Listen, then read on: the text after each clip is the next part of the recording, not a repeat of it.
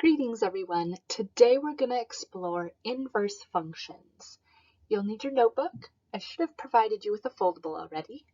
And of course a writing utensil. Let's talk about the basic idea of an inverse function. An inverse function undoes what the original function did.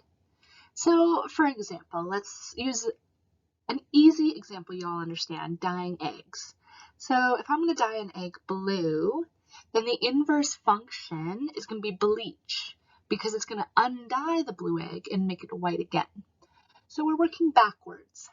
Other operations we've done backwards in math, think about PEMDAS. When simplifying, we do PEMDAS P to S.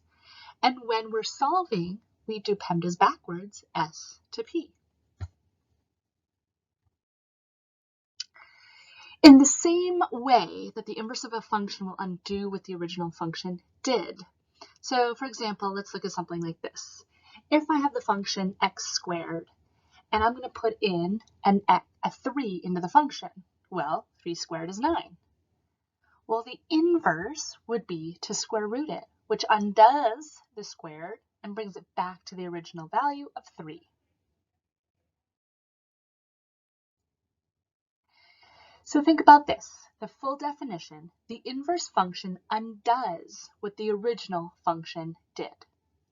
If the original function is f of x, then the notation for its inverse is going to be f to the negative 1. It's going to look like a power. It's not a power, it's a notation.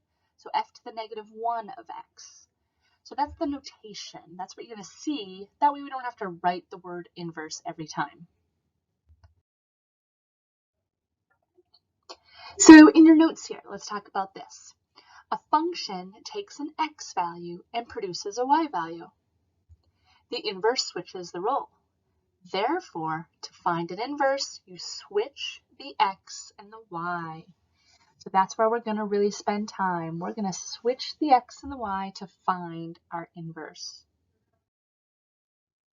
Graphically, what if I don't give you the function, I just show you a picture? Graphically, the x and y values of a point are switched. So if I give you the point 0.47, the inverse would be 7.4. Well, think about it. If algebraically I switch the x and the y, I do the same graphically. So let's take a look at this. If I have the function y equals g of x, and it contains these points, 0, 1, 1, 2, 2, 4. So in this graph, I'm looking at these larger dots. Okay. So if I want to find the inverse, I want to take those table values and flip them around. So if I flip around to 4, I'm going to end up with 4, 2. Now look at the pattern this makes. Look at that shape, or the way it curves, if you will. Where's the line of reflection? Let's go back to geometry. Well, I would have a diagonal line of reflection. Sorry for my writing there. Oh my goodness. Okay. That line would be the line y equals x. Hey, that makes sense. If I'm flipping the x and y's, having a line of y equals x for a line of reflection makes sense.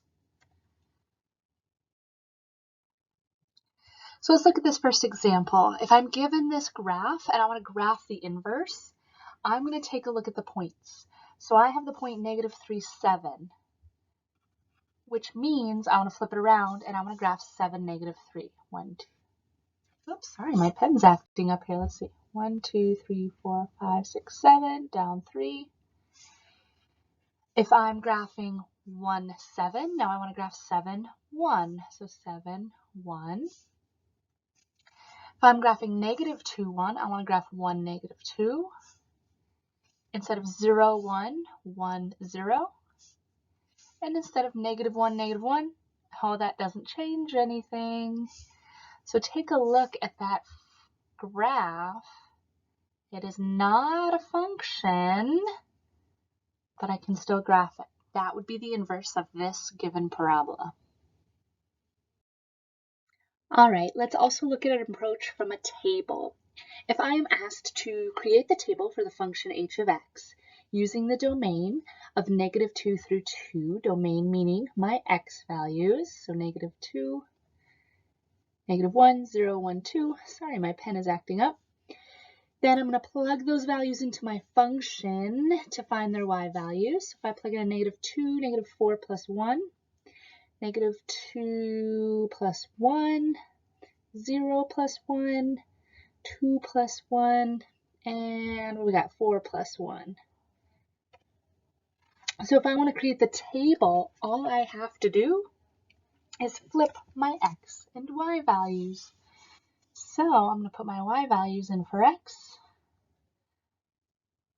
and I'm going to use my x values for y.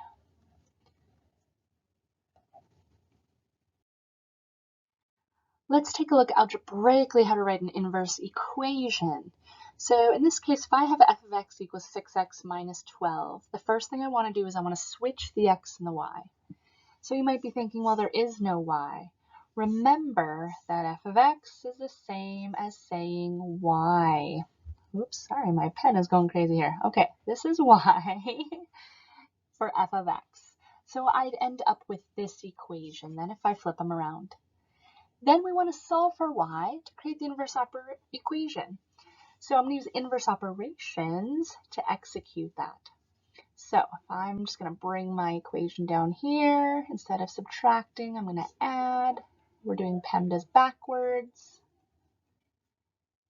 And I'm going to divide everything by 6, which leaves me with y equals, sorry, that's a 6. And I'm going to simplify. I'm going to spread that 6 onto both terms. So I'm going to have 1/6 x and then a plus 2. Now that's not how I write my final answer. I want to use the correct notation. The inverse for f of x is 1/6 x plus 2. So again, 2 steps. Switch the x and the y, solve for y, and you're done. Let's try one more. In this case, I'm given g of x and I want to find the inverse function. So I'm going to start by switching my x and my y. So I'm going to have x equals 3y plus 1 over 2 and times both sides by 2. 2x equals 3y plus 1 minus 1. 2x minus 1 equals 3y. Divide everything by 3. I have y equals, I'm going to separate it out again and say 2/3 x minus 1/3. It looks more linear that way. So to write my final answer, the inverse function of g is 2/3 x minus 1/3.